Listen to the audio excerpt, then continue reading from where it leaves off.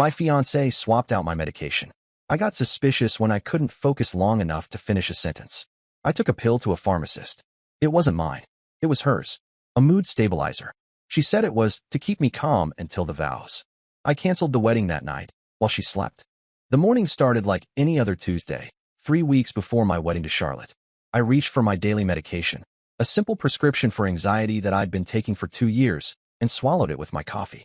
Charlotte had already left for her job at the marketing firm, leaving behind the familiar scent of her vanilla perfume and a note reminding me about the final cake tasting appointment that afternoon. By noon, something felt fundamentally wrong.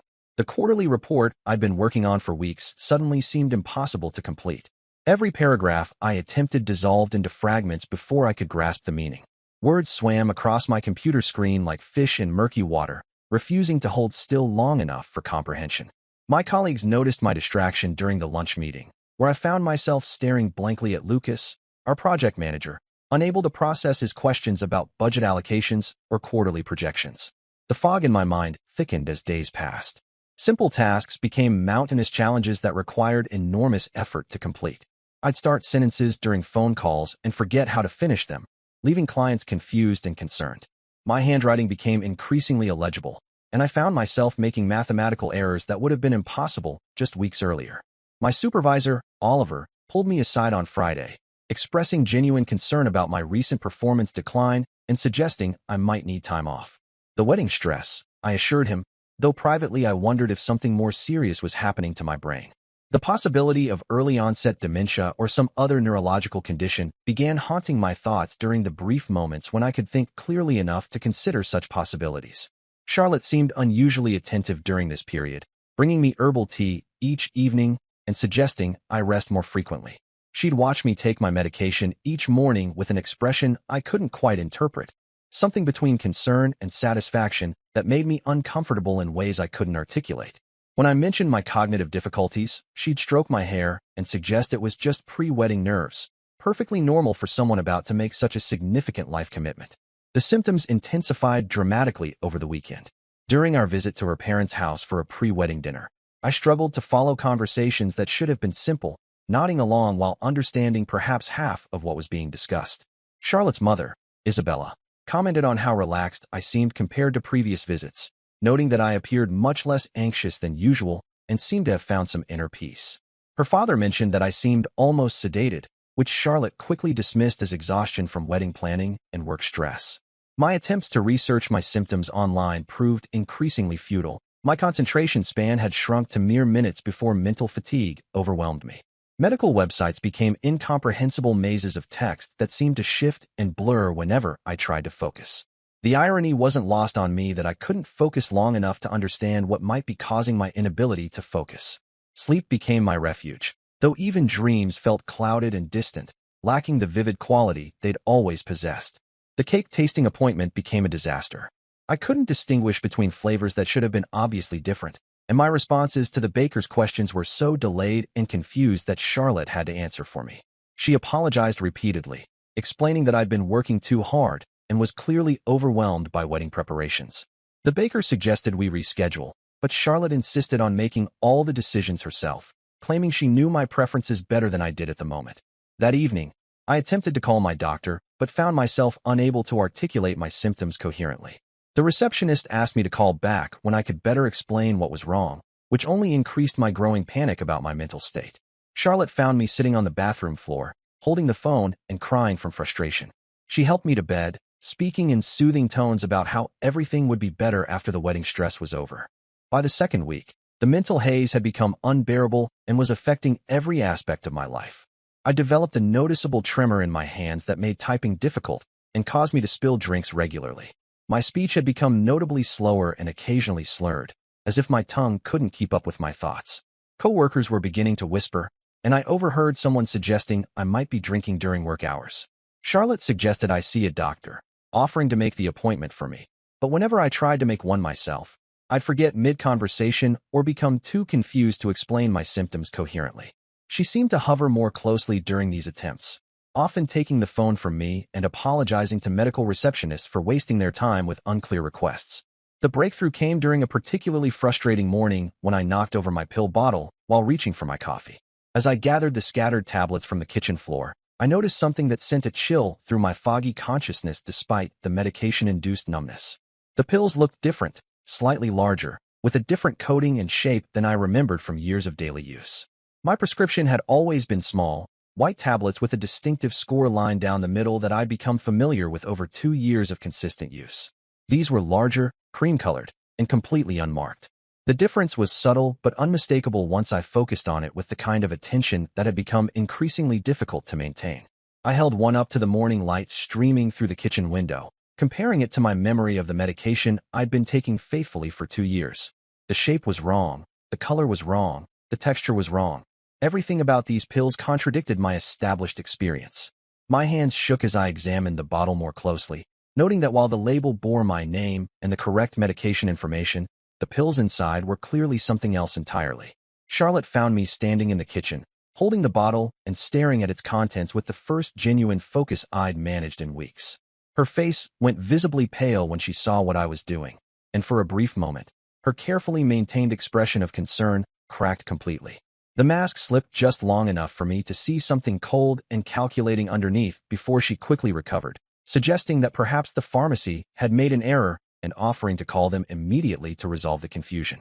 But something in her voice, a slight tremor, a barely perceptible pause before responding, a note of false surprise that rang hollow, triggered the first clear thought I'd had in weeks. This wasn't a pharmacy error. This was deliberate and calculated.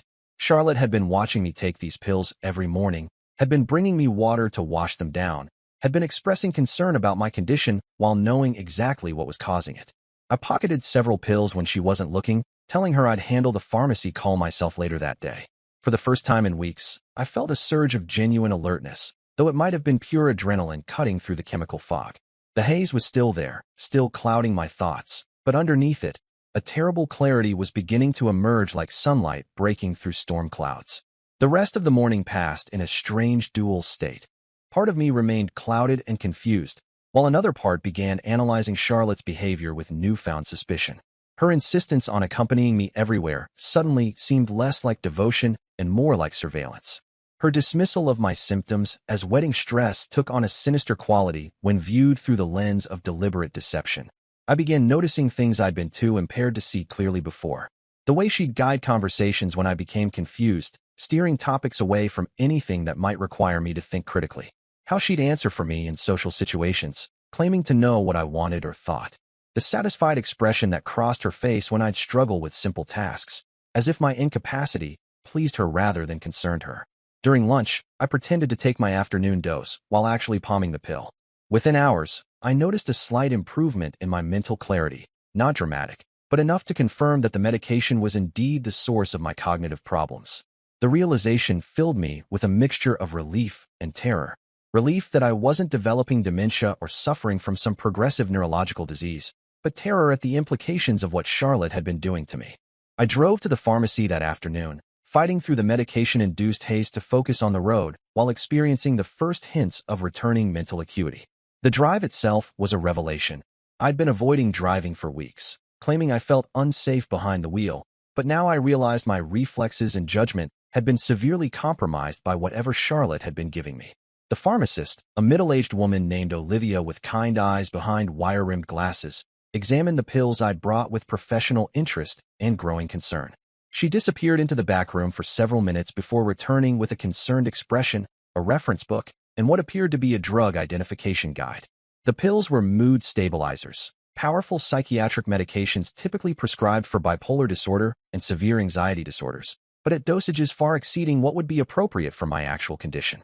The specific medication she identified was known for causing exactly the symptoms I'd been experiencing: cognitive impairment, confusion, memory problems, motor skill deterioration, and the emotional numbing that had characterized the past few weeks. Most disturbing was her professional observation that this medication, at the dosage indicated by the pill size and formulation, would make someone highly suggestible and compliant, essentially creating a chemically induced state of dependency and malleability. She recommended I seek immediate medical attention and consider filing a police report if I suspected I'd been given these medications without my knowledge or consent. I sat in my car outside the pharmacy for nearly an hour, pieces of a horrifying puzzle clicking into place with mechanical precision. Charlotte's unusual attentiveness suddenly made sense. She hadn't been caring for a sick partner, she'd been monitoring the effects of her systematic poisoning. Her insistence on bringing me my medication each morning wasn't devotion, it was quality control. Her dismissal of my symptoms as wedding stress wasn't reassurance, it was misdirection. The investigation that followed consumed the rest of the week and revealed layers of deception I never could have imagined.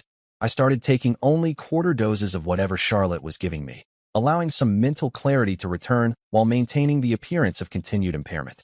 The gradual clearing of my mind was like emerging from a months-long nightmare into harsh daylight. I discovered that Charlotte had been refilling a prescription under her own name for the past month, the same medication she'd been substituting for mine. Her medical records, which I accessed through insurance information she'd left carelessly on our shared desk while handling wedding-related paperwork, revealed a history of psychological treatment I'd never known about, including prescriptions for the exact medications I'd been unknowingly taking. More disturbing were the discoveries I made while searching through her personal belongings during the hours she was at work. A journal hidden in her dresser detailed her growing concerns about my assertiveness in wedding planning, my questions about our shared finances, and my resistance to several major decisions she'd wanted to make unilaterally. The entries revealed a calculated plan to keep me docile and compliant through the wedding, with references to gradually reducing the medication afterward once we were legally bound. The most chilling entry, dated just days before she began switching my medication, contained detailed research into drugs that could make someone more agreeable without causing obvious physical symptoms. She'd consulted with a friend who worked in psychiatric nursing about medications that could achieve this effect, presenting it as concern for a hypothetical family member with severe anxiety who refused treatment. But the journal revealed something even more sinister. Charlotte had been systematically documenting my behavioral changes, noting which dosages produced which effects, almost like a clinical researcher studying a test subject. She'd recorded my increasing dependence on her for decision-making, my growing inability to function independently, and my transformation from an equal partner into someone who required constant guidance and supervision. The entries showed planning that extended months into the future. She'd researched the legal implications of various mental health diagnoses, investigated guardianship laws, and even consulted with lawyers about managing assets for someone with cognitive impairment. The picture that emerged was of someone who hadn't just wanted a compliant fiancé for the wedding, but who was systematically working to gain complete control over another person's life and assets. The complete picture that emerged was more horrifying than I could have imagined, revealing a level of premeditation and manipulation that bordered on the sociopathic. Charlotte had been systematically drugging me not just to keep me calm for the wedding, but to establish a pattern of dependency and incapacity that she could later use to justify taking control of every aspect of my life. I discovered joint accounts I'd never agreed to open, with my signature forged so skillfully that even I had trouble distinguishing it from my actual handwriting. Insurance policies had been altered to make her the primary beneficiary, and a power of attorney document existed bearing what appeared to be my signature, but which I had absolutely no memory of executing. The document was dated during the period when my cognitive impairment had been at its worst, when I'd been barely capable of coherent conversation, much less legal decision-making. Her plan extended far beyond simply having a peaceful wedding ceremony. The medication was meant to continue indefinitely, with dosages adjusted to maintain me in a state of functional but controllable impairment. She'd researched care facilities for people with early-onset dementia, investigated the process for having someone declared legally incompetent, and even contacted relatives to lay groundwork for explaining my supposed deteriorating mental condition. The journal contained detailed timelines and contingency plans that read like something from a psychological thriller. She'd prepared strategies for convincing doctors that I suffered from rapidly progressing cognitive decline, complete with fabricated family history of neurological disorders, and carefully documented behavioral observations that would support such a diagnosis.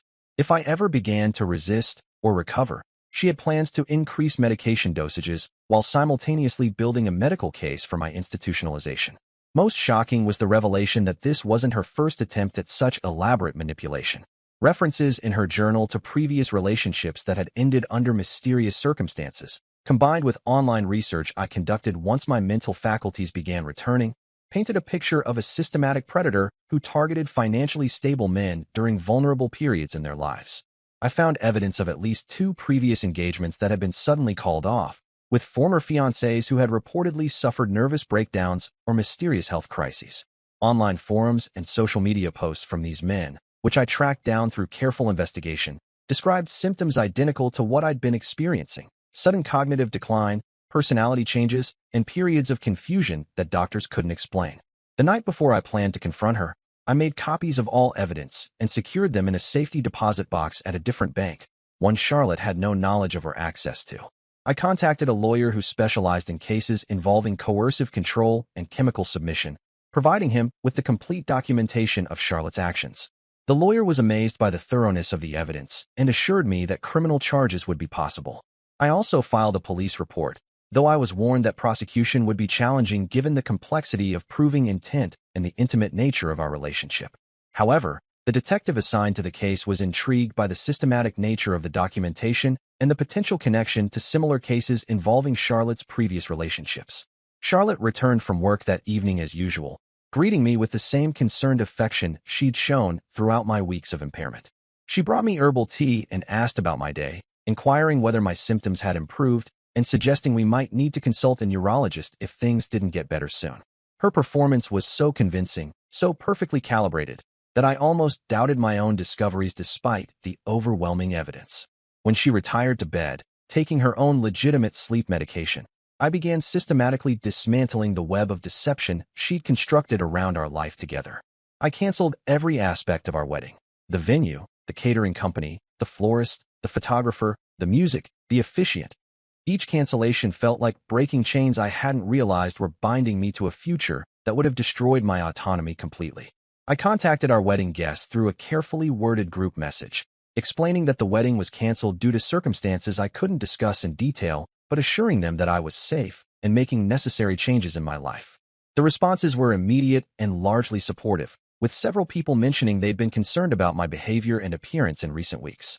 The final step was the most emotionally difficult: packing my belongings while she slept, sedated by the same type of medication she'd been secretly feeding me for weeks.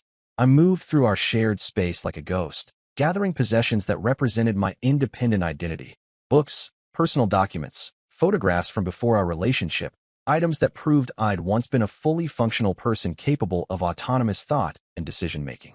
I left the evidence of her crimes carefully arranged on the kitchen table, along with a detailed note explaining that I knew everything about her systematic drugging, her financial manipulations, her research into legal guardianship, and her history with previous victims.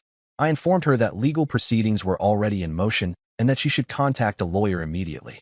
By dawn, I was staying in a hotel across town, finally free from the chemical prison she'd constructed around my mind, though still dealing with the physical and psychological aftereffects of weeks of systematic poisoning.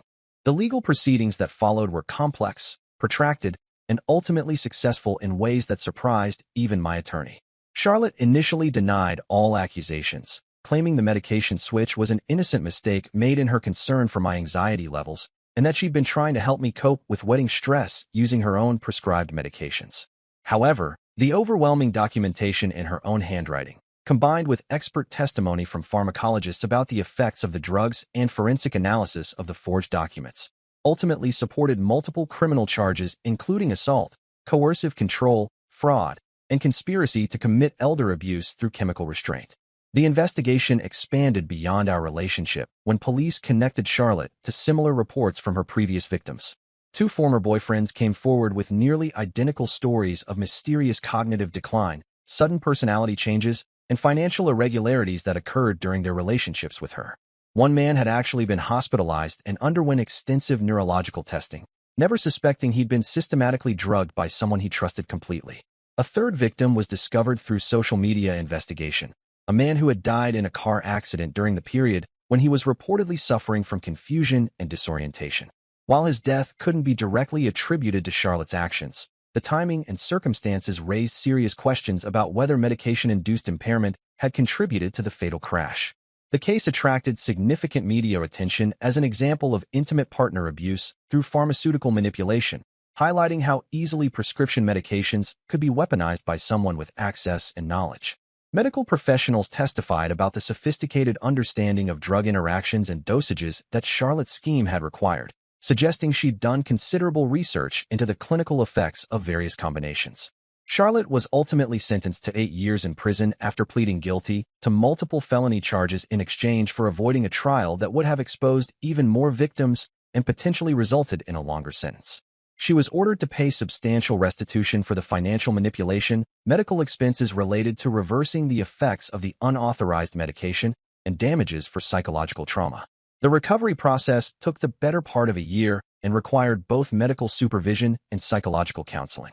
Even after stopping the illicit medication entirely, I experienced withdrawal symptoms that included anxiety attacks, insomnia, and periods of disorientation as my brain chemistry gradually returned to normal. The cognitive effects lingered for months, with concentration and memory problems that slowly improved but never quite returned to pre-drugging levels. Trust became a significant challenge that extended far beyond romantic relationships into basic daily interactions, where I found myself questioning whether my perceptions and decisions were truly my own. Simple activities like taking any medication, even legitimate prescriptions, triggered anxiety about losing control of my mental faculties again. I developed compulsive habits around checking and verifying everything from medical prescriptions to financial statements. The financial damage was substantial but ultimately recoverable through the legal settlement and restitution orders. Charlotte had managed to drain nearly $50,000 from accounts she'd gained access to through forged documents and fraudulent authorizations, but most assets were protected through the swift legal action taken once I discovered her scheme. The greater cost was psychological. The violation of trust, the realization of how thoroughly my autonomy had been compromised, and the knowledge that I'd been utterly helpless while believing myself to be making free choices. Therapy helped me understand that I'd been the victim of a sophisticated form of abuse that was more common than most people realized, though rarely prosecuted due to the difficulty of proving intent and the private nature of intimate relationships. 3 years later, I've rebuilt my life with a clearer understanding of the warning signs of coercive control and a deeper appreciation for mental clarity and personal autonomy. The experience left me permanently changed but ultimately stronger, with an acute awareness of how easily trust can be weaponized and how important it is to maintain independence even within intimate relationships. I've become an advocate for victims of similar crimes, working with law enforcement to identify cases of pharmaceutical abuse and helping to develop protocols for recognizing the signs of systematic drugging in domestic relationships. The woman who tried to steal my mind and my future is serving her sentence in a facility 3 states away, but the lessons learned from her betrayal continue to inform every decision I make about who deserves access to my life and trust. The case has been used in training programs for medical professionals, law enforcement officers, and social workers to help them recognize the signs of pharmaceutical abuse in domestic situations.